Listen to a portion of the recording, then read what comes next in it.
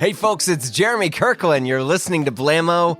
Welcome to 2026. Look at that. How are we doing here? We feeling good? Are we feeling all right? I certainly hope so. We got so much stuff happening this year, including celebrating 10 years of the pod. 10 years. Man, I'm very proud of this, so expect to hear me talking about 10 years all year. But it's crazy. And I'm super grateful for all of you who tune in and have been tuning into this show for years. Can you believe it? It's crazy. Look, I'm sorry. I'm just trying to be proud, not arrogant, but proud. And this is cool. Blammo's changed a lot. And I remember early on, it was this sort of, I don't know, if you listen to some of the like earliest episodes, some of which have been taken down. I mean, there's no shame to it, but some of this stuff I'm like, that's. But it was this sort of biographical pod, and but it was only fashion stuff. It was only people in the fashion industry, but it grew into more and more conversational stuff, and people adjacent to the fashion industry, and then people who were trying to get into it, and people who wanted to talk about it, and all. And look, now we have people from all industries, but all people who like clothes, who love clothes, who wear clothes. And do cool stuff, it's great. I'm so grateful for all the guests we've had, but I would not be in this place, nor would the pod have really evolved the way it was if it wasn't for your feedback and encouragement. So for people who reach out and offer suggestions or share things that they like or don't like, thank you. I love it. But what all else is happening? We got a new pod this week with one returning guest and one new guest. It's Mac Barnett and Shawn Harris. Give me 1 minute, please, to make their introductions because their accomplishments and notoriety is massive. I was writing out some of my little bullet points and things I wanted to make sure I hit, giving these guys their flowers, but also, letting you all know what legit dudes they are. And I was like, God, this is a lot. But Mac Barnett, he's the current and 9th ever National Ambassador for Young People's Literature, which he got from the Library of Congress. Pretty cool. Just going to say that. He's a New York Times bestselling author of over 60 books for children, including 2 Caldecott honors. Those are big deal things. And he was a previous guest of the pod. So you can check out his episode. I'll put it in the show notes. We also have Shawn Harris, who is an award-winning illustrator and author, and also received a Caldecott honor for his book, Have You Ever Seen a Flower?, which is a personal favorite of mine. We have 2 copies because I got one for my kids, but it's such a beautiful book. I had to get one for myself. Keep it on my desk. But both of them are good friends. They're big fit gods, and they came to talk some shop and discuss their current comic series, First Cat in Space. It's all in there. Oh, man. I'm excited for you all to listen to this. But glad we're all here. We got plenty of new pods coming all year. Here we go. How long have you guys known each other? We've known each other since we were 7, since 1989. Yep, born in 82. And you guys grew up in the same spot? So we grew up in this little town called Castro Valley, which is a suburb of, I guess it's a suburb of Oakland. Which is a suburb of San Francisco? Correct. Yeah, it's a double suburb. Double sub. And it was historically, it was a chicken farming community. And by the time we were there, it was super suburban, but still has this rural flavor to it. Uh-huh. And I would say is looked down upon by the rest of the East Bay. And then by the time you get to San Francisco, nobody's even heard of it anymore, even though it's 30 minutes away. Yeah, it's on one of the BART lines. So you guys became buds. What was the thing that connected you initially? Was it we had a weird experience? Okay. So we I remember freshman year of high school. I was miserable my freshman year of high school. I had no friends. Yeah. I was really overwhelmed. I would just walk the hallways. I remember we'd have this thing, activity period, 15 minutes in between class. And I had no one to talk to, no friends, nothing to do. And I would just walk the hallways and I would watch the clock. And I would just watch 15 minutes pass because you would go from clock to clock to clock down the hall. Why weren't you in class? This was activity period. This was between class. This was between class. That was the worst. The 15 minutes when we didn't have class was the worst 15 minutes of my day because when we were in class, I knew what to do. When it was time to like socialize, I was totally lost. But during finals week, Let me check a different clock. yeah, I did that. Yeah. Yes. Damn, time Literally. time marches on, man. Man, you ever think about time? Yeah, whoa. But one day, like we got out, it was finals week, end of first semester, and we got out of class at like, I was done at 11 a.m. and my mom wasn't going to pick me up till 5:30. And somebody was like, you live in Castro Valley, right?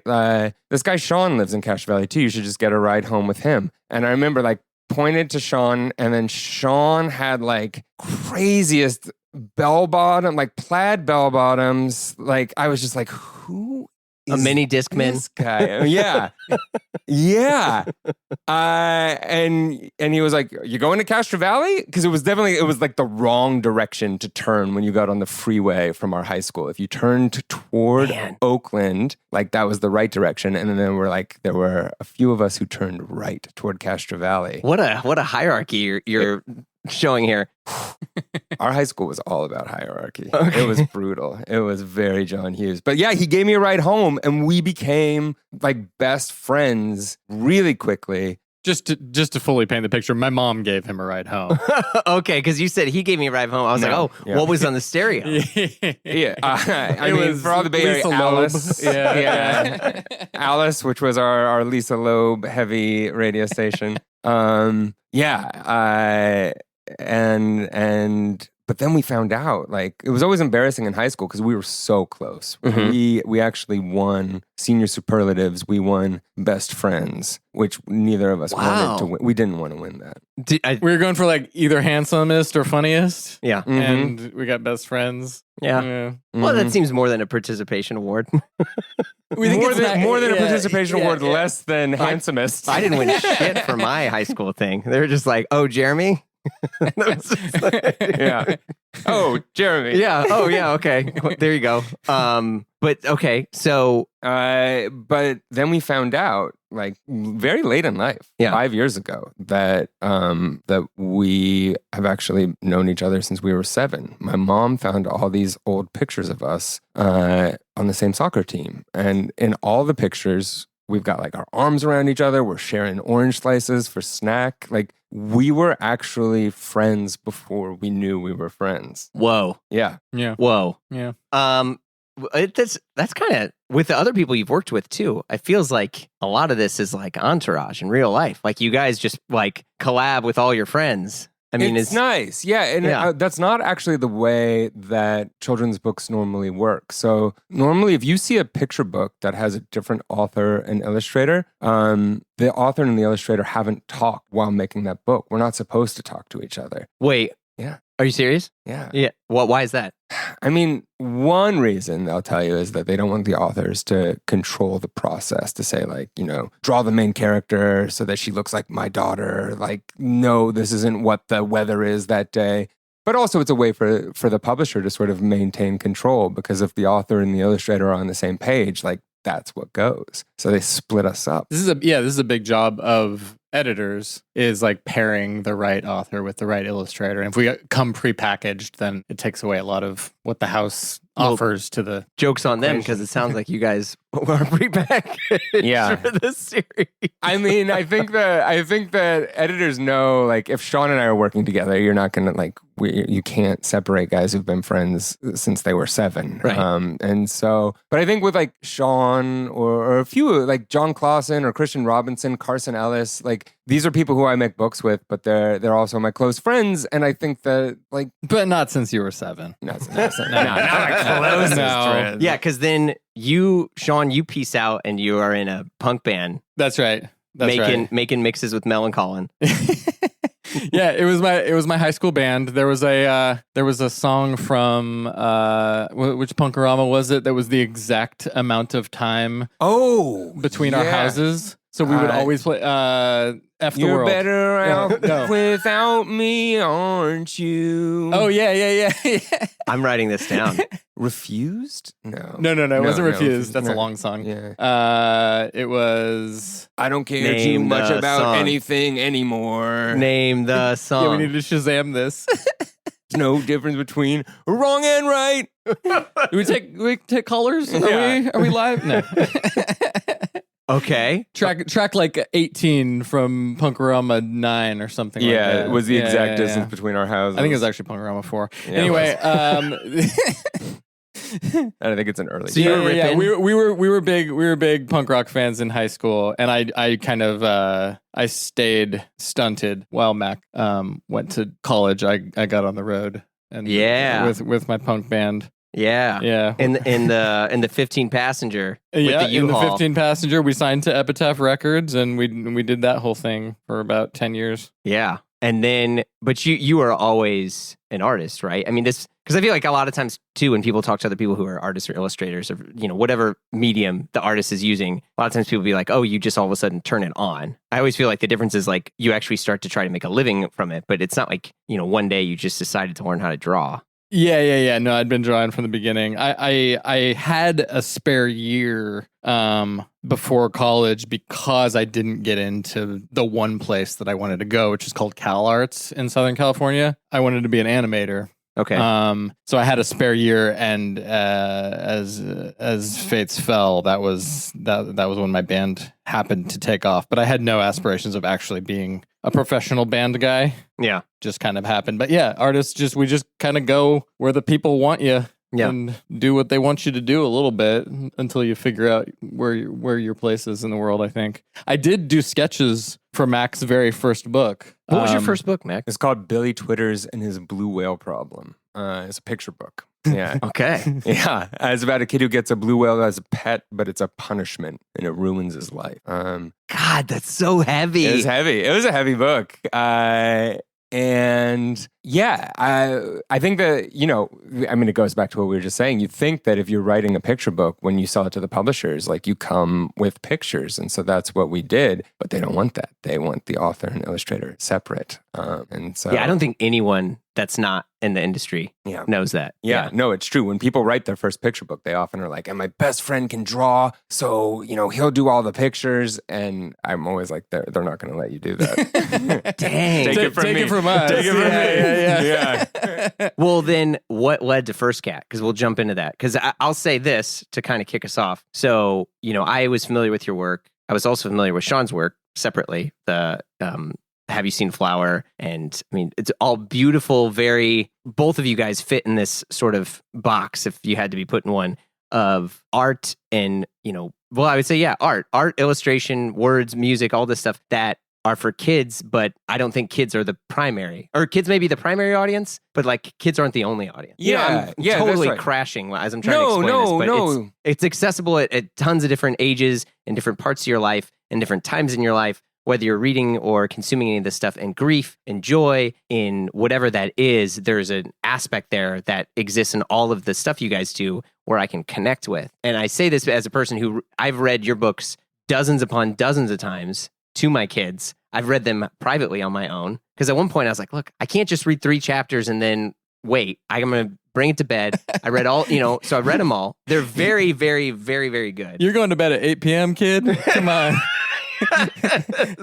Yeah, no, I mean, I think that means I think that we both make a lot of picture books, and that's such an interesting art form because this is that's a kind of a book that is read out loud by an adult to a child. Yeah. And so there's almost always an adult in the room. And so you have this creative choice. Like, are you going to try to write a story that speaks to both the kid and the adult? And I'm very energized by that. Like, I want them to both love the story, have this thing to talk about afterward. Like, I think that's what's cool about books. It's not just your own relationship to the book, but it's talking about the book with somebody else afterward. Right.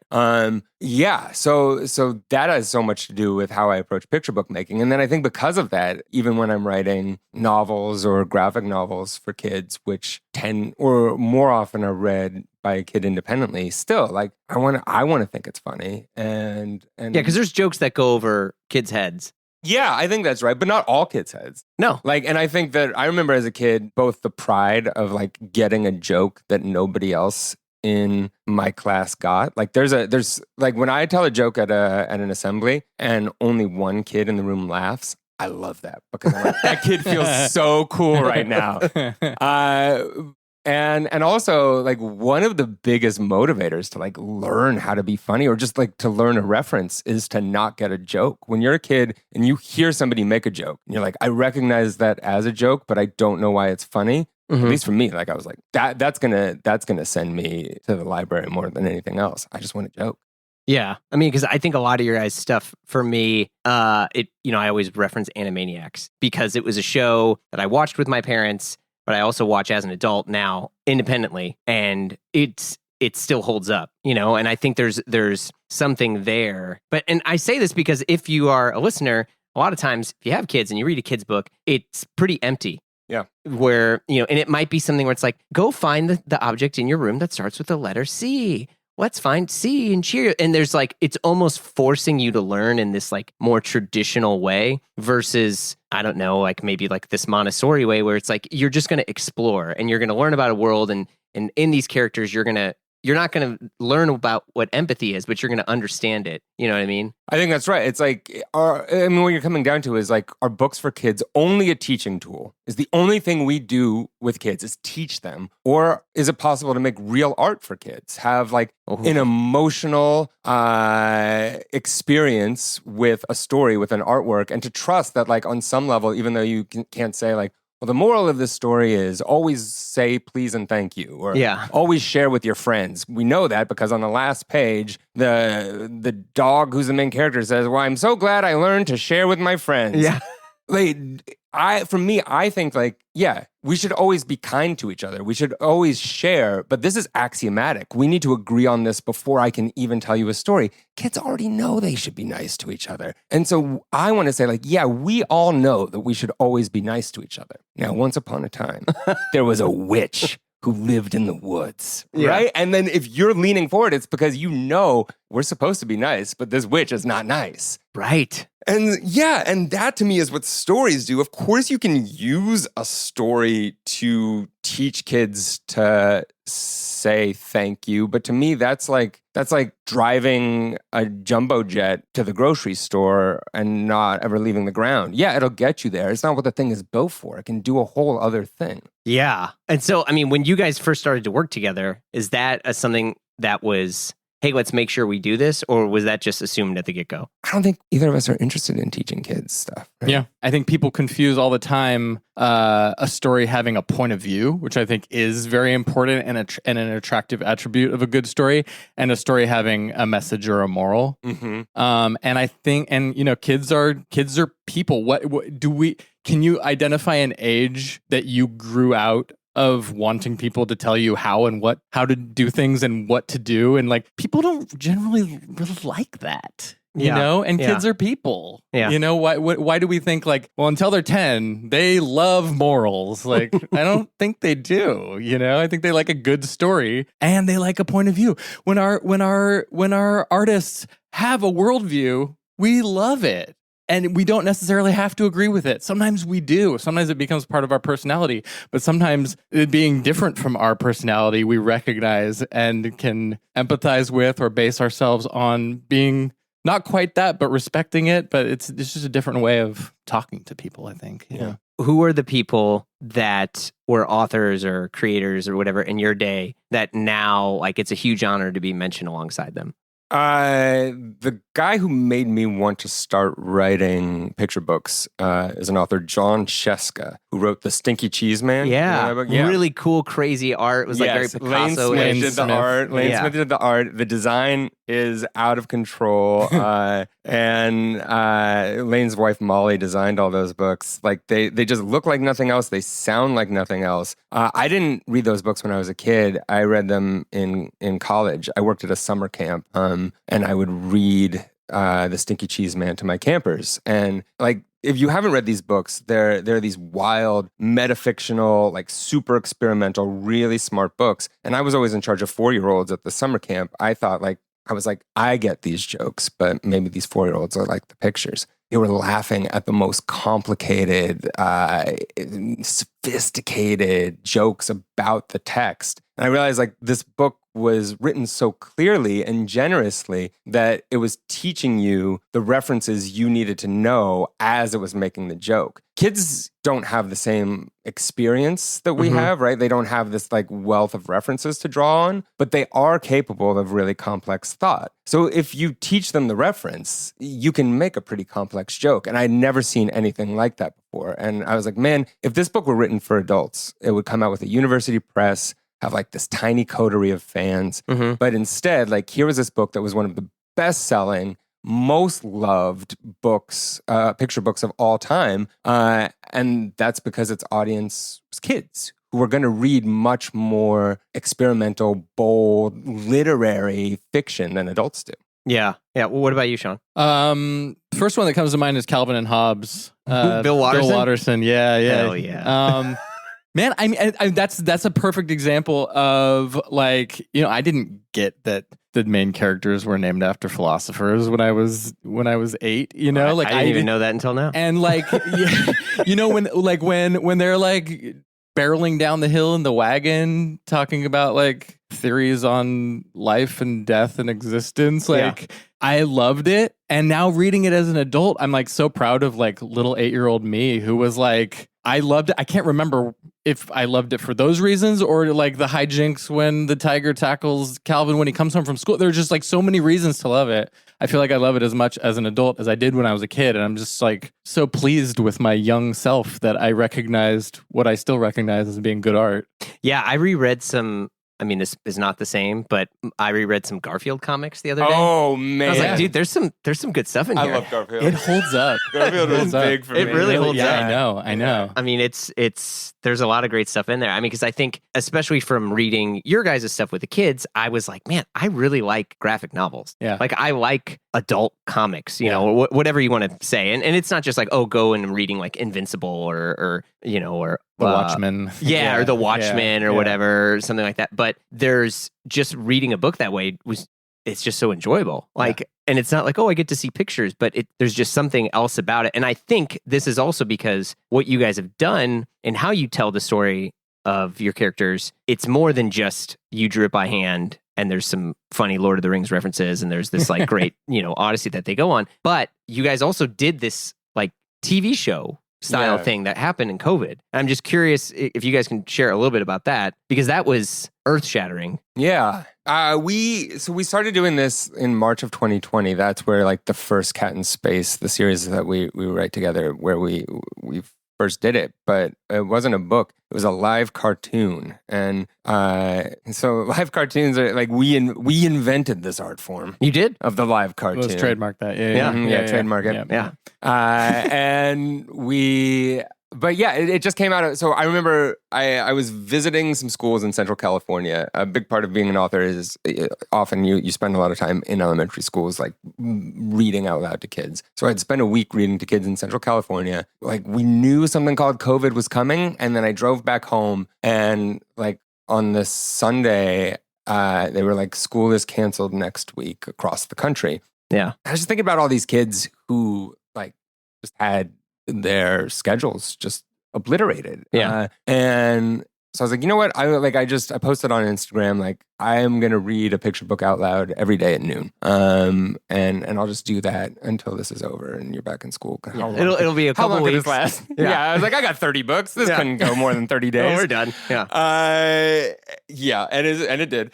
But we went through that. So I read a picture book every day at noon, Monday through Friday. But as Saturday was coming, I was like, man, like, these kids just like, they went through a week. Now it's going to be the weekend. What does that even mean to them this week that it's Saturday? Like right. They just, so I was like, I want to do something different. I don't want to just read a book out loud. And I had seen something Shawn had done on Instagram where he just like in his sketchbook was just filming these characters that he had drawn and he was doing voices for them. And I called him up and I was like, do you want to like come on Mac's book club show, which meant just like get on Instagram live with me and just like do that and we'll do voices for the characters. And Shawn was like, yeah, let's do it. So we made this thing called The First Cat in Space Ate Pizza, which felt like this like big like Jerry Bruckheimer, like, yeah, it was like, oh, rats are eating the moon and we need to blast a cat into space, but it was all drawn in pencil. Jerry Bruckheimer playing with paper dolls. Yeah, exactly. Checks out. And like the joke was that it built to this big cliffhanger. And then we just, like, the cat never ate pizza, and we were never going to do it again. It was just going to be a one-time thing. And we did it. It was like the hardest thing we'd ever done. We didn't know if it was going to work. It did work. And then immediately, like, kids were like, oh, I can't wait to see what happens next week. Oh, when's the cat going to eat pizza? What's the next song going to be? Yeah, Shawn wrote a song for it. This is connecting, Shawn's music career into here.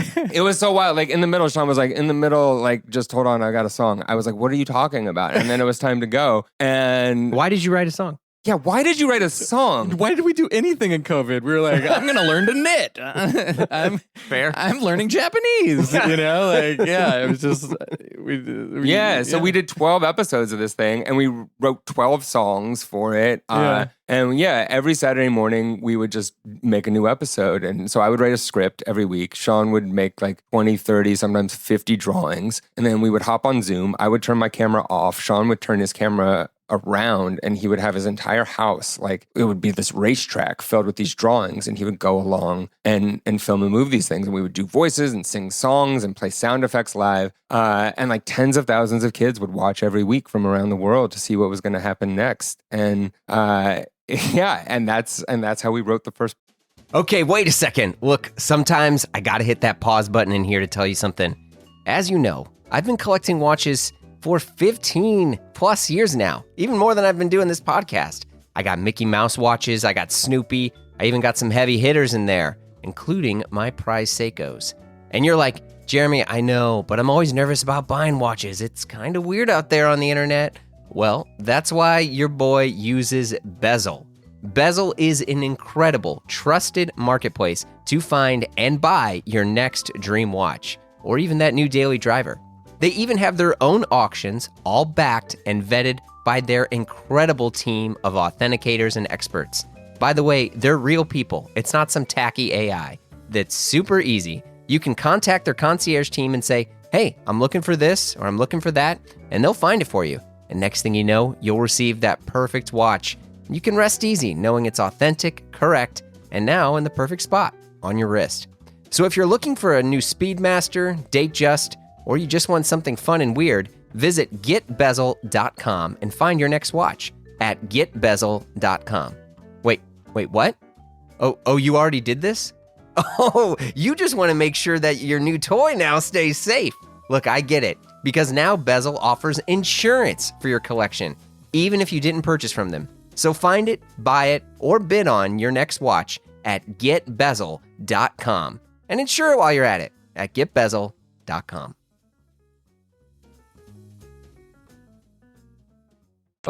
Because I saw the book first and was reading. I was like, this is cool. And then I don't know what happened, or I was on YouTube or whatever.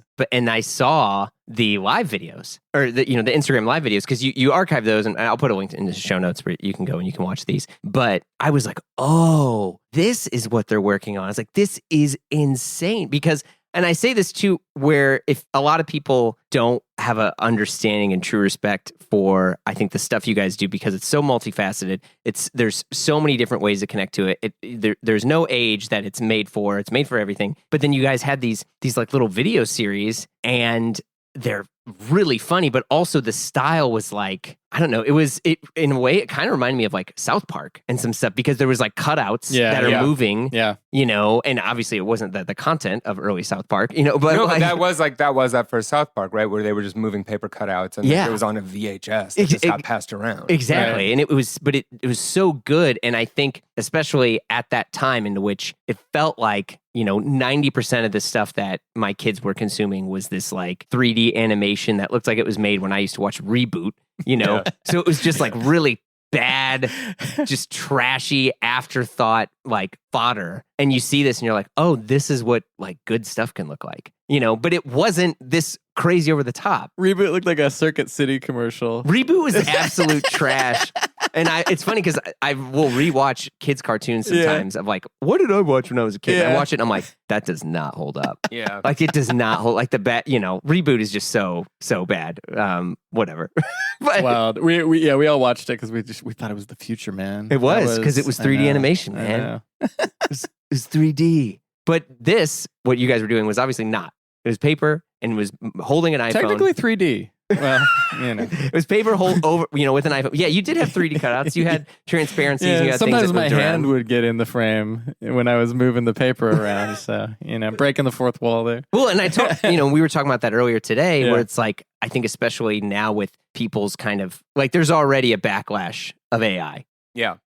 Into which it's like, yeah, you know what? I kind of liked seeing your hand in the frame or hearing you do that line again or hearing you break character and laugh. Like there's this human element Yeah. and all the stuff that you guys do, but it's also just like great content. Well, I think when it's electric when as a kid you see like adults actually enjoying making something for you, right? Yeah. You're like, oh, this isn't rote. They're not just tossing something off. Like this is like they're having fun. They're proud of this, and that's not how you're used to adults treating you or the things they make for you. It's the same thing for these books. Like I think it's a reason we're interested in writing stories that kids and adults can both enjoy. It just like, I don't know, if you see like, if your dad is like reading to you and laughing at the same jokes you're laughing at, that's going to invest that book. It's going to invest reading. It's going to invest books in general with like a new integrity and new excitement. It's the most important thing. And how do we get families reading together, right? Like I think it's something like 2% of adults read to kids every day, right? Like 20% of adults. 2%. Oh, no. Of total adults, but 20% of adults live in a house with a kid under 9. Yeah. And 2% of adults read to a kid every day. Okay. And so some of those are going to be teachers too. Yeah, so yeah. it's not like we're not even it's abysmal. So how do you get families reading together? Well, you have to make it's got to be enjoyable for everybody. It can't be a chore. Like we're never going to I feel like we're never going to like harangue kids into reading. They have to enjoy it. But you're also never going to harangue adults into reading to kids. Like they're just not doing it. Well, you do if they enjoy it. I mean, I think that's, there's a lot of books that we've received over the years, and a lot of it just finds its way somewhere else in our house. Mm-hmm. So that way, the only books that they're bringing to us are books that we actually enjoy reading, and they're funny. And like what you were saying, I mean, there are things, and this is like, I want to be careful on how I choose my words here, but there are things that I feel like that you guys discuss and tackle in your books that maybe some other books would be too scared to because they don't want to upset anyone, or they, like you have characters that are mean. Yeah. You have characters that are no, and, How do I say this? Yeah. you have characters that are not kind. They're not Yes. the kind of people you want to be. But because of how you guys write this stuff, it is that. Well, as a reader. and we want to. That's right. If characters are supposed to be kind to each other, or people are supposed to be kind to each other, so then when a character is mean, you're like, oh, cool, we're working something out. We're seeing the world. Kids see this every day. They know kids like the bad characters in our book, quote unquote bad, right? Yeah. They see cruelty, they see meanness, they see pettiness every day, and if the books they read don't contain these things, then they're going to be like, well, like books, literature, it doesn't reflect my life. It doesn't reflect the world I live in. They're going to go somewhere else and they're going to find something that does. If we provide, look, it comes out of this impulse to be like, let's cheer kids up. Let's show them this beautiful world that we've made for them. That is not the world kids live in. And I think it is really alienating if you're a kid and you're reading books and like your fears or the terrible things that happen to you at school, the things that you worry about every day, if those things aren't in the books you read, you're going to either think there's something wrong with books because they don't actually reflect my life, or you're going to think there's something wrong with me because every adult I see says literature is magic, literature it contains the world, and yet none of the things that I think about, that I worry about, are in these books, and the result of that is like it's shame, it's alienation. Holy moly. Dude, that's pretty heavy. With that in mind, when you're making stuff, I think it's fair to say that the world is not really ideal in many ways right now. So what are the things you're able to do on your own to put yourself in a position to make this stuff? I think it's just like it's like giving yourself permission to write about the stuff you want to write about. I don't see any obligation to go or at least for me, like I can't write with a mission. I'm focused on the story, on the joke, making the thing work. And I trust that like if I give that kind of attention to form, if I just try to craft something in the right way, then behind that joke, behind that story, there's got to be some kind of deeper meaning, this deeper truth. But I can only focus on the shape of the thing itself. It's more about not writing with a mission statement than it is writing with a mission. But plenty of times though, you do get to the middle, sometimes even the end of a project that you're working on, and that you're hoping that it's going to feel like it's about something, that there is a core that you have been writing about. And sometimes you get to the end and you're like, yeah, there's just not quite enough like meat in that sandwich, you know? So you just kind of put it aside. You can feel it when you've like, when your story has like completely realized itself and feels like it's about something that your audience and you feel is important to be thinking about, you know? Yeah, because I think with the stuff you guys do, which is honestly such a high level of art, a lot of artists wrestle with the ability to make art in times of stress. I'll just say that, whether, you know, you're too happy or you're too sad, you know, and I think to have a career as an artist, whether you're writing or illustrating or whatever mediums that you're using, I think can be painfully difficult because sometimes you're like, okay, I just did that. Someone consumed it in 10 seconds and they asked me what's next. So like and I'm just very curious, like how you're like, okay, I need some gas here. Like I got to charge up. Like what are the things that you all are doing to give yourself that energy? Yeah, I mean, I think for me, it's like, it really is like take good stuff in, right? Like it's reading, going to a concert, going to the museum, which are not like my natural habits necessarily, but like if the internet is like a killer to anything good coming out of me, and it is also where I spend most of my time. Yeah, and so I'm like I am constantly setting up walls to keep you need myself. Some touch grass moments. Yeah. I mean, I am like, I have all kinds of like, just I'm constantly trying to set up labyrinthine walls that prevent me from getting online. And then I'm like breaking through my own walls. Yeah. Solving my labyrinth. 15 more minutes? 15 more minutes? I know, dude. I just like ignore. Ask for I don't more even time. see that anymore, right? It's just like boom, boom, boom. What's your screen time? You want to share it? Oh boy, I'm proud of myself. Yeah. All right, we're all doing this live. I'm 3 hours 27 minutes. That's not bad. Okay, my daily average is 2 hours and 51 minutes. Oh. All right, let me see how I do here. I think Shawn's gonna. I think it's gonna be ugly. Considering how far I had to walk for my phone, that's a good sign. Yeah, for me. it is a good sign. I was the only one out of arm's reach. I mean, I've been in the sixes, you know. 1 hour 59. Whoa. Yeah, so the internet, oh man, what an enemy. Mm-hmm. It's taking 3 hours of your day. Maybe 50% of that time is in the restroom. Yeah. That's just my phone, though. Think about my computer. Uh-oh. Well, we were just talking phone. I dig myself out of there. Yeah. Well, Shawn, what about you in terms of stuff that you're doing or that you find to kind of... I have to do body stuff. Like I have to like go use my corporal form. Like, I have to do body stuff. I have. Yeah. For me, honestly, for real, I have to do body stuff. Yeah. Well, this isn't that type of podcast. No, our job, like I if I could choose to just like be a head in a jar, like a brain in a jar, I probably would. Like my body is like so inconvenient to me, but forcing myself to like go and use it usually like clears all the cobwebs and what is it? Everything sorts itself out. I do. I'm going to show my California, but I surf and do yoga. Dude, in the North Shore too. That's real commitment. So you're a wetsuit guy. I'm a wetsuit guy.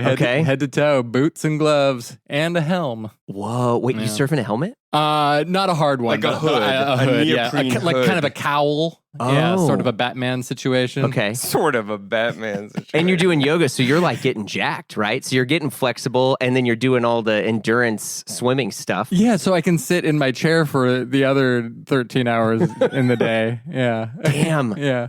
I keep trying to go to the gym a lot, and now the gym is basically where I'll just watch TV for an hour to catch up on whatever it is, and then I'll lift some weights. Yeah. And it's like I'm just throwing dumbbells around. Yeah. But I don't know exactly what I'm just doing. throwing dumbbells around. I am. I'm not doing the cool stuff. I'm not doing the Hungarian deadlifts or Bulgarian. Isn't that where we were going to go to lunch today? No, we were going to go for St. Louisans. We were going to go to Balkan Treat Box. It was closed because it's a Monday. What about, have you seen any movies, TV content, whatever stuff that you're like, oh, here we go, I got some joy. Yeah, or I want to one up this dude. We both loved One Battle After Another. Oh yeah. Oh wow. Yeah, Okay, you're in that camp. Yeah. Did you Are think you it was not in that camp? I don't think it's the greatest cinema ever made, but it's fun. All right. I enjoyed it thoroughly, and I would watch it again. But isn't that really the bar that we should be? That should be the bar. I think it's just like I You're want to live in hearing a people- world with more like.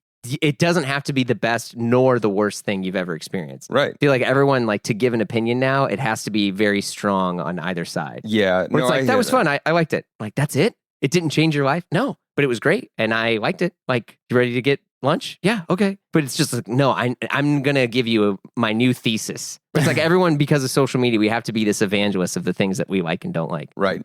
Yeah, no, that's fair. Yeah, I think that it's weird. It's like, on the one hand, yes, right? Like, people are so extreme. For me, the thing that I get, like, do you remember when the New York Times Magazine had the meh list? Yeah. And it was like the Vice, do's and don'ts, but not as bad. Well, yeah, it was just like, it was like 6 things that a writer felt meh about. And I was like, I cannot imagine a less interesting thing in the world than what somebody doesn't really care about. Like, here's the, and it'll be like, not good, not bad, just meh. And I was like, why are you wasting column inches in this? Yeah. So like, I don't know. I agree that like not everything has to be to the extreme, but also like I'm so tired of hearing like, it's fine, it's meh, it's mid. Like, so can we retire all this too? Like, because I enjoyed it is not meh. It's like, I enjoyed it. I really like that movie. Yeah. Like that, we need to find some level in between like 10 out of 10, greatest of all time, and mid, man, that's just mid. Well, let me introduce you to the world of menswear. Which you're already very much in, and I do think that's kind of where people like the brand is hot or the brand is not. Well, so you saw One Battle After Another. What else? Twice. Okay. Did you see it in, what was it, CinemaScope? Whatever he calls it? Yeah, of course I did. What do you think I am? Because you guys live in cool. Did you not? Maybe that's why you didn't like it. I don't think we have. Honestly, you haven't even seen it, bro. You haven't even seen it. Dude, Leo, man, just the couple of beers line, it's just, oh, man.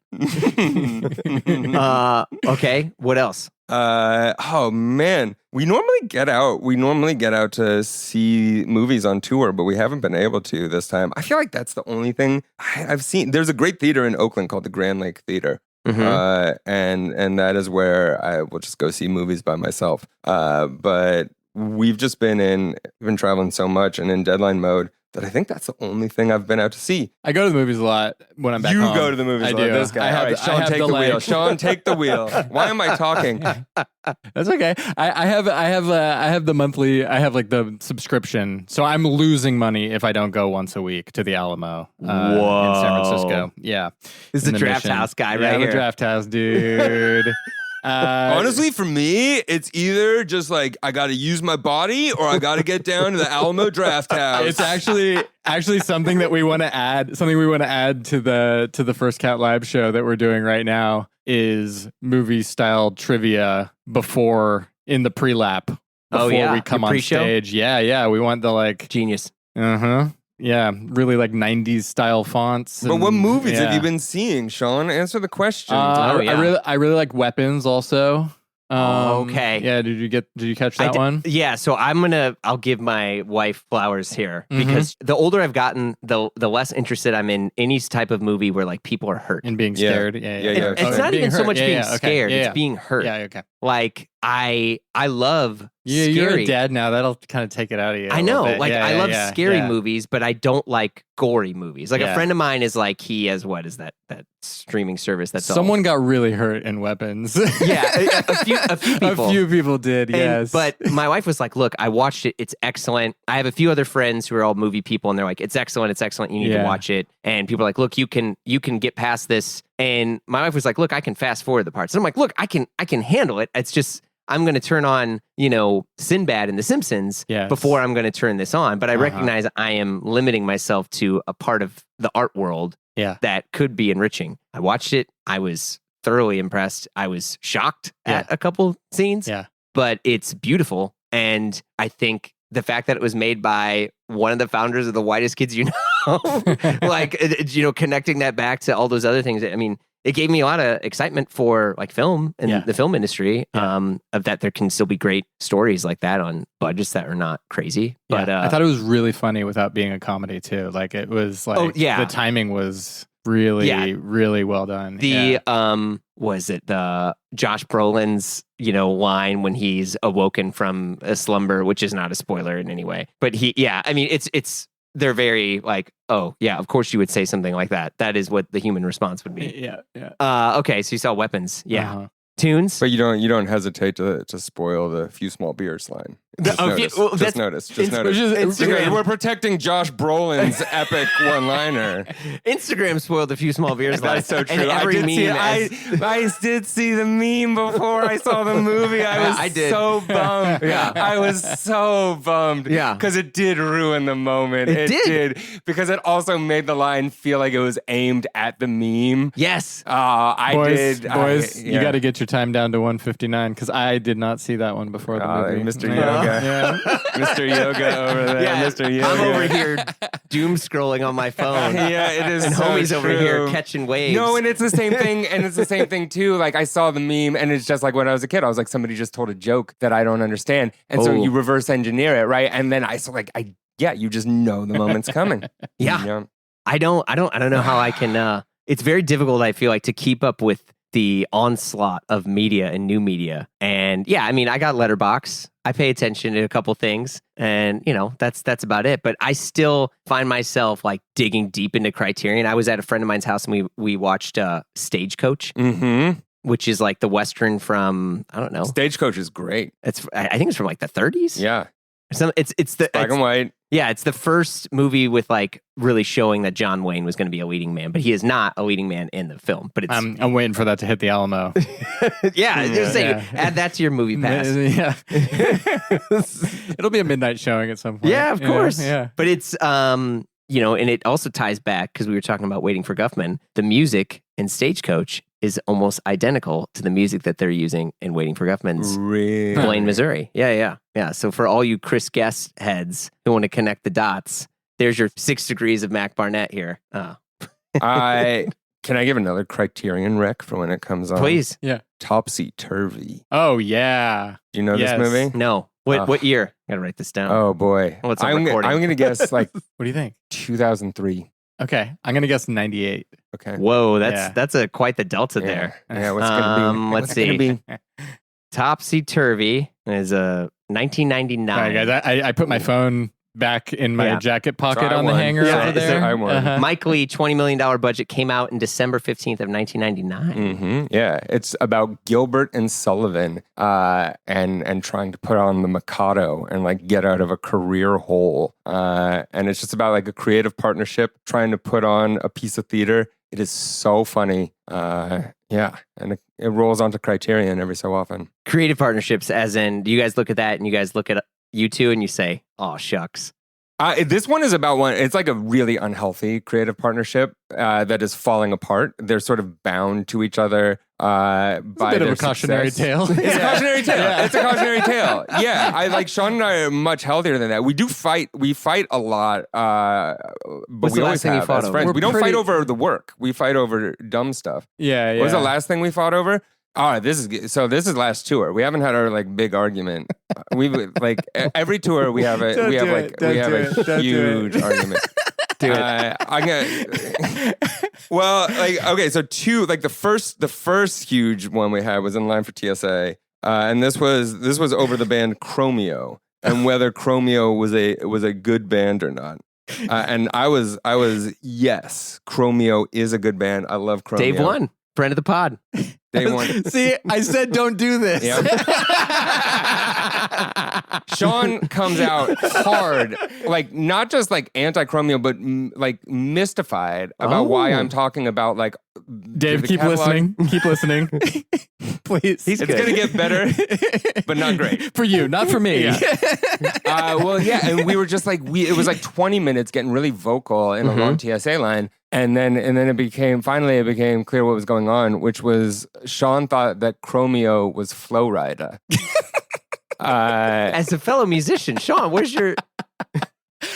And then the businesswoman behind us in TSA was like, just so you know, I've been listening to you. To your argument. Yes. And she was like, I could tell that you thought that it was Flow Rida. And also Chromeo is a great band. I'll just, Just to fully clear my name here too. I did go see Chromeo last time they came to San Francisco and loved the show. Yeah. So good band, turns out. Not Flow Rida. But here's like, actually, this is a good one. But you didn't go to Flow Rida. I did not. No. Here's last year's fight, and this is a good one for us. So like we were on tour. We were staying in Seattle, but we had to get out to Bellingham, Washington for a show. So it's quite a drive. Yeah. And I was like, oh, we had a friend in Bellingham who wanted to have lunch with us, and I was like, we should have lunch. We should get out to Bellingham. And just go out there early and have lunch with her. Mm-hmm. And Shawn was like, yeah, tell her that we'll have lunch at 2:30. It's a late lunch. I was like, you can't do that. Exactly. What do you mean? You can't say, yeah, 2:30, lunch. That's not, if somebody says you want to go to lunch, that's out of bounds for the lunchtime. It's 11:30. You're approaching the end of the lunchtime. To 1:30. That's what you can say yes to. And Shawn was like, so I was like, you can't, it's rude. We can't be like, yeah, we'll see you at 2:30. Oh, that's a deeper. And Shawn was like, and then Shawn goes, because nobody has ever eaten lunch at 2:30 in the afternoon. Was this a discussion? Was this a verbal discussion or was this a blue bubble discussion? No, this was on a plane. Yeah. Okay. And it was loud. Yeah, this is verbal. Yeah. There are spectators. Yeah. We got a few people taking AirPods out of their ears. Yeah, but I mean, you say yes. You say you could say 2:30. Yeah, that's fine. You can totally say. The fact that you implied that it's rude is probably what incited the incident further. I will also. Now you're insulting my manners. This is like day 15 of tour. Like, I'm just trying to get an extra couple hours of Z's you're in. You're a band guy. Yeah, 2 weeks of tour is nothing for you. I'm in my 40s now, buddy. It hits a lot different. Right. It hits a lot different. Yeah. Also, like, I mean, this was very validating. The first day Shawn and I went out for something and we were in the elevator. It was day 1 of tour and we were in the elevator at the end of the day and Shawn went, book tour is so much harder than band tour. It is. Go it's on. True. Well, your whole day is booked. When you're in a band, you work 1 hour a day. I mean, the rest of your day is like, I guess, getting to where you need to go. Yeah. But like, you just have so much time to kill. You're basically like reading a book here and eating a meal, and then reading a book and eating another meal, and 3 times, and then you work for 1 hour. Yeah. Maybe you sell merch after if you're like one of the good guys in the band, but most of them don't. You know. Yeah. Here we're going to school. We're going to elementary school at 8:30 in the morning, and probably another one at noon, and sometimes another one at 2. And then we go to a venue and we set up and we do an evening show. And somewhere in there we like maybe have half a meal, and then we get dinner at the end of the day. And you take a flight the first one, or you get on a plane. 2 small beers, and then we go to bed. couple small beers. Few small beers. Small beers. Good callback. So yeah, and for listeners, you guys aren't like getting paid to go to these schools, are you? No. Yeah. No. If you're on book tour, you're out there. This is the equivalent of the morning show that you're doing when you're on the road. That's right. Yeah. That's right. Yeah. Don't party too hard. You got to go on Casey Kasem in the morning. Mm-hmm. Yeah. Yeah. We're just out here moving books, baby. Zane Lowe, hottest artist in the world right now. Mm-hmm. Yeah. Dude, that's Our Zane Lowe is like Grover Cleveland Elementary. But I think that's like, one, I think it's cool as hell. Two, I think you're probably in much better position than a lot of other bands are in. I'm not complaining. Don't give me that. This is a great. This industry is. He's like, no, don't put me back in the band. Publishing industry is so much kinder and respectful to artists than the music business. At least when I was in it. Yeah. Before Napster. Yeah, the books aren't on Spotify right now. I can't comment even on it now. But yeah, these are long days though. These are long tour days. Yeah. Yeah. So what else are you guys doing to keep yourself busy? We actually went shopping today. We did. You guys are fellow John enthusiasts. That's true. It's true. It is true. Yeah. How do you do tour fits when you're like, all right, I'm wearing this, but like, I mean, you don't have a runway of like cool heads. You got a runway of, kids who may not be as sartorially inclined as you guys are. Yeah, I mean, I think it's like there is a bit of like, how do you want to show up to talk to a bunch of elementary school kids, right? Yeah. Like, and I think about that. I used to always show up in like a full suit, and part of that was that I was just pretty young when my first picture book was published, and I wanted to seem like I was respectable. Hey, I'm an adult. Yes. And then also because as a kid's book author, you are always infantilized, right? Like you show up and people go, "You're just a big kid, aren't you?" I know how you can do this. You're treated like your an 8-year-old office chair is boy. a beanbag. Yeah. And so it was a way to be like, no. Pizza for lunch every day. Yeah. And then also I felt like it was a way to like show some respect for the audience. Yeah. Then I stopped wearing suits. But now I'm kind of back. We're kind of back on it. Yeah. Yeah, Shawn I would say is like we both do, but Shawn very much like it goes through like Bowie phases in life. Whoa. Like he's very. Are you adopting different personas? Yeah, like last time it happened, I just left all. I just like I fixed up a house and left all of my clothes in the closet, and the kids that bought it from me just bought all my clothes with my house. Yeah, because that's so a very I had to common reinvent thing. myself after that. I moved to the coast and I like went just bought all my clothes at Mollusk for a while and just like California surf brands and then but actually going to schools, I actually think there's like something fun and amusing about like overdressing to go to a school. It is like both a respect for the audience and also like people in our field just don't really dress like this. And it's a bit of theater. It's right? a bit of theater. Yeah, there it is. Yeah. But it is like you go through like you got to pack for tour. You got maybe How many sport coats we got? I'm only at one. This is wild. This is a wild reversal. I have one. That's very few. Yep. You folding this thing inside out or you flying with I it? go inside out. Okay. Yeah, All right. Respect. Yeah. No, I don't even know this trick, but I have two. But he's flying in one. It's how you pack your sport coat for listeners and some of this people Yeah, totally tell me, know. please. You would take, so if you have a sport coat, Yeah. you take one arm of the sport coat Yeah. and you would pull it inside out, right? Okay. And then you fold the sport coat into itself. So the seams of your shoulder are aligned and you have one arm under the other arm. And then you can essentially fold it in half while not losing the pressing of the lapels. Oh. And then if you're really crazy, you can then put clothes, you fold it, but you don't close it yet. So you place it in the briefcase, then you put some clothes on top of it, and then you fold the rest of your sport coat on top of the other clothes that are in the briefcase. So your sport coat's like a sandwich. So you don't get a hard line. That's smart. Okay. All right. I mean, it might be smart. It might be a complete and utterly waste of time. Well, regardless, I'm going to start doing it. So. Yeah. But yeah, so all right, so you're folding your gear, you brought some good gear. I would say I saw a couple of the tour fits and stuff earlier. It's a nice. I've made it moment in my style journey in which it doesn't look like you're trying to prove anything anymore. I appreciate that. Thank you're you just so Mac. much.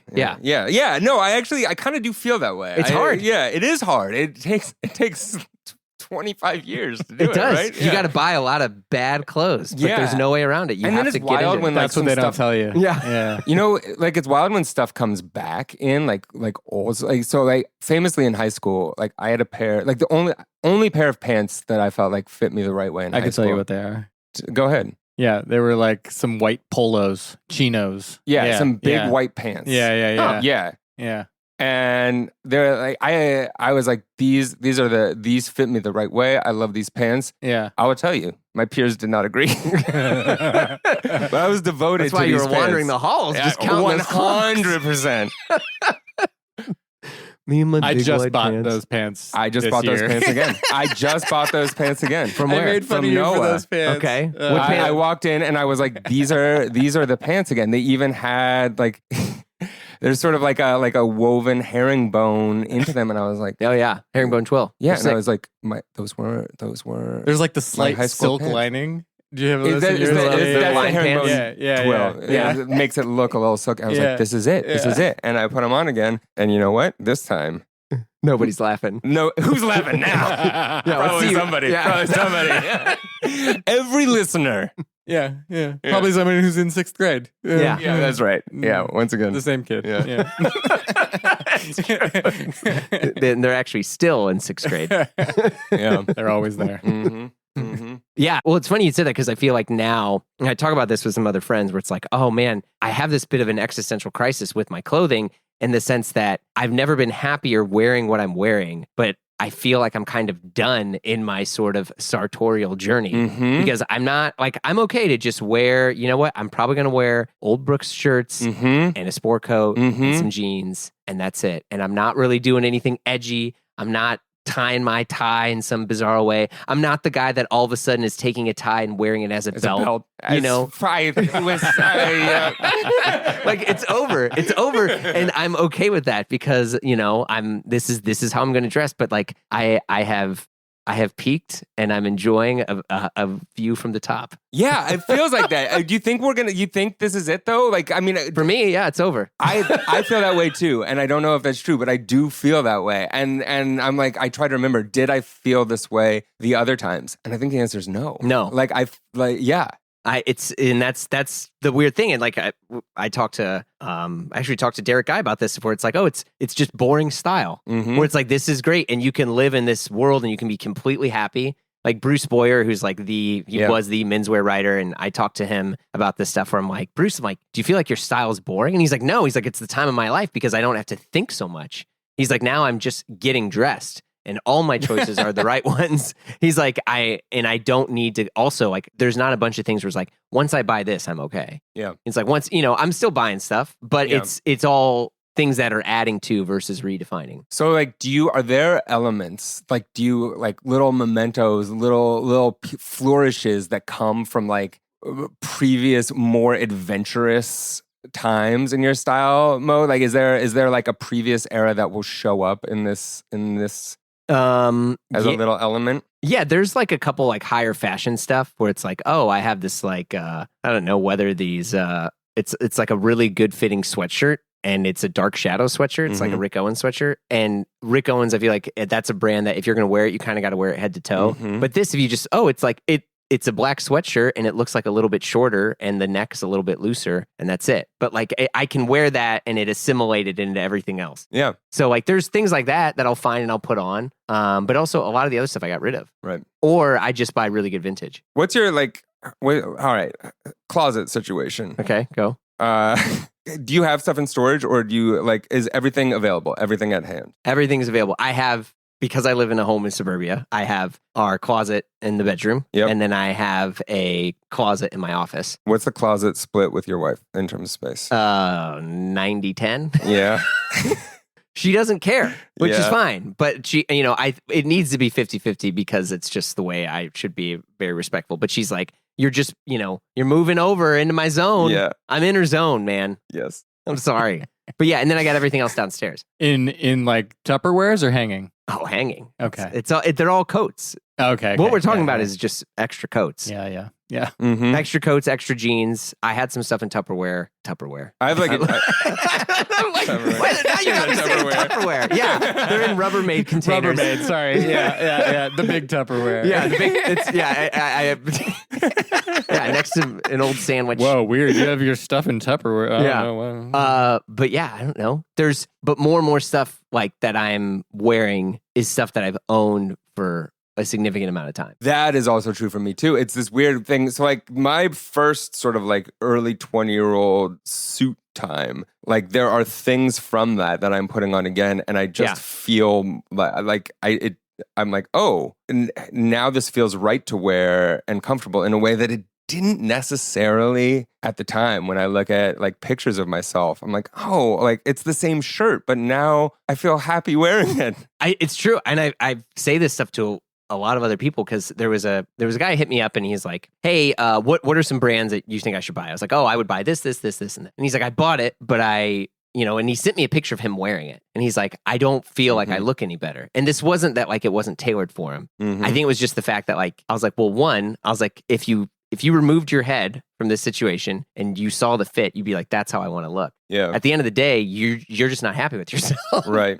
I was like, you're something about you don't feel confident. And so if you don't feel good, you're never going to look good. This gets to a crux of, I think, Shawn and me is like, Shawn has always been like a Mr. Put It On guy. And like, and he will just like put on anything. Yeah. And look good. He's wearing 2 shirts. While we're talking, I've not done a two-shirt in a very long time. I am a big two-shirt guy. Yeah, 2 shirts, sure. and he has a sport coat. I on like the earlier. layered collars. Yeah. And he's just like I remember we used to go to thrift stores in high school, and I was just looking at labels, right? I was like, what brands have made it here, and this is a great brand.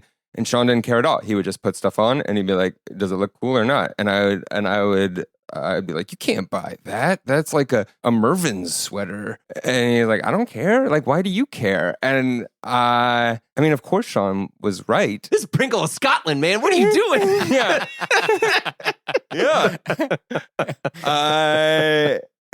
And then like we would leave the thrift store, and like Shawn would just look better in all the clothes than I would look on my carefully selected, just like labeled out stuff. And well, my hack back in the day was shop the ladies section because there was many like misshelvings of good like kind of loud men's shirts that would get hung in the, in the women's vintage section. I like big patterns, and you like silk. I like big tails. Mm-hmm. Yeah, and those would all just get put over there, whether they were originally ladies' clothing or not. So I would always shop over there and just get some great coats. You just rip the shoulder pads out and you're good. Yeah. Would you switch the zipper or anything, or switch the buttons? Because isn't it like on a women's shirt? The left buttons? side. If you looked like you would have been able to tell, but most people, no. It's a Michael Scott yeah. sort of thing. Like, wait a second, there's no pockets in the seat. Yeah, there man. always are pockets though. You just rip the hem. It's true. I will confess, as we're recording this right now, the pants that I'm wearing, which are men's pants, I've been too scared to rip the pockets, and so. They're still sewn up? I just can't put anything in it. Wait, why? Like, do you not have a seam ripper? I don't know where it is. You have a seam ripper. I do somewhere. If you had said no, my whole picture of you would change. No, unfortunately, I'm always prepared, just never know where it is. That's also the situation with my seam ripper. It's like, I don't know where any of this stuff is. Yeah. Well, anyway, one thing before we wrap. So you're on your 4th book. Yeah. And can you publicly say how many more? Yeah. Yeah. They're going to be... In this series. In the first Cat in Space series, there are going to be 7. Yeah. Yeah. And publicly, I will say how many books I'm going to write in my lifetime right now. 123. Don't do it. Don't. Oh, my. Wait, is that really a goal? Yourself. I Tarantino'd myself, yeah. Wait, seriously? No. Okay. How many books have you written, though? Because you've written 62? Wow. 63? Yeah. And these are real books. These aren't the books that I self-publish myself on Amazon. I mean, that's a good question. I think, right. No, these are all published books. Some of them are very short. They're picture books. But my fundamental is like, these picture it's not books a zine are that real was picked books. up by Urban Outfitters. No. Yeah. But it's funny you say that though. Like one of the big questions you'll get, like when somebody says like, "Oh, what do you do?" You say, "Oh, I write kids' books." They'll like very sweetly be like, "That's so cool. Do you ever think you're going to write a real book?" Oh, yeah. You're just like, "Excuse me, sir. Can you just walk into oncoming traffic, please?" Yeah. That's awful. What do you say to that? I mean, it depends on my mood. Goodbye. Did you ever say, "Excuse me, I'm the Library of," what's your thing again? The National Ambassador for Young People's Literature. He says it all the time. Didn't you get a medal? I did. Yeah, I have I have a medal.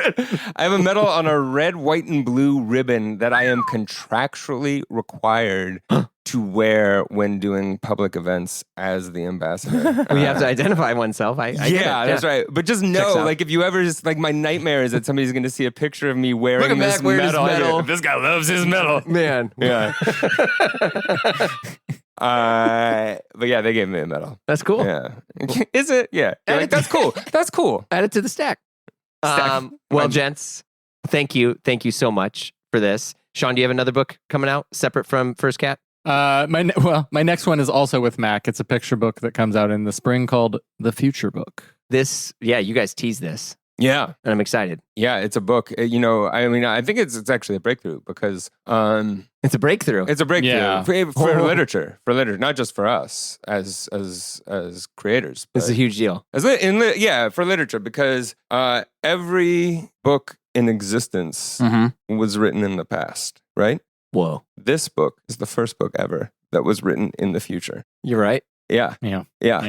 Think about that. Bro, what is time? Dude, You what know is what I'm time, saying? man? You It's ever just think a about place. it? It's just what's You on ever the think wall about while it, you man? roam the hallways, That's man. right. That's all it is. Just the clock on the wall, man. Damn. Yeah. Okay. All right. Well, Well, we got to walk to the next clock. yeah, let's go. All right. I'll see you guys. Cheers. You've been listening to Blammo. Our show is produced by Blammo Media. We're edited by Amar Lowell, and our theme music, as always, by the mysterious Breakmaster Cylinder. If you like what you heard, you know the drill. Share the pod with a friend. Leave a review on Apple Podcasts. Give us 5 stars or thumbs up on whatever other thing you're listening to us on, whether it's Dingledorp or Bing Bong, whatever it's called. But you can also follow us on Instagram for all the hot content. If you want to talk to us and give us your hot take, we'd love to hear from you. You can send us an email at info@blamopod.com. Last but not least, super ultra important. If I had a air horn, I would press it right now. You got to come and join us over on Patreon, because the fun never stops over there. Look, the live show, the free show, whatever you want to call this, we take breaks here and there, but Patreon, it never stops. And we also got exclusive shows like Die Workwear, hosted by Derek Guy and Peter Zotolo, and the Triple J Show, hosted by yours truly with John Moy and Gene DeLeon. There's just a ton of stuff over there. So check it out at patreon.com/Blammo. If not, no worries. We got hundreds and hundreds of free episodes in the feed and more to come. So we will see you all soon.